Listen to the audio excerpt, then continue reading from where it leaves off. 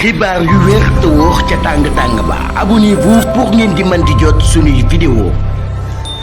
ñoo ngi leen di jaajëfal bu baax a baax ci ànd beeg Buzz 221 HD di la wax ne itam nga daal di abonné waaye itam activer cloche de notification bi pour vidéo buñ dugal rek ngeen mën ca jot. xibaar ya la ca gën a fees nag artiste bu siiw bi nekk itam koo xam ne ku ñu ràññee la lool fii ci réewum Sénégal ci taxawaayam waaye itam ci démocratie bu Sénégal mu di Lamine Ndiaye ginnaaw bi nga xamee ne nag doot nañu présenté li nga xam ne nag moom moo di vision 2050 ginnaaw bu mu fa teewee nag moom ba muy retourné ngir dem fa nga xam ne nag moom moo di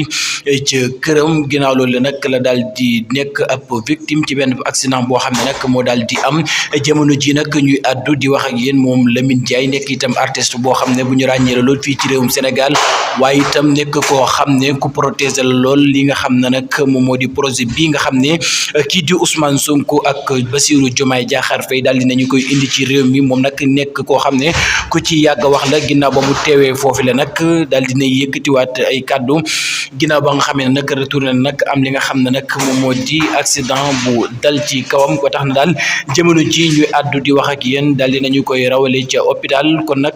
danañu leen a gën a gëstul ki nga xam ne nag moom moo di Lamine Ndiaye ana fan lay daal di mujjee waaye nag la ñu koy ñaanal nag moom moo di mu daal di jugaat dellu ca ak njabootam ndax kookee nag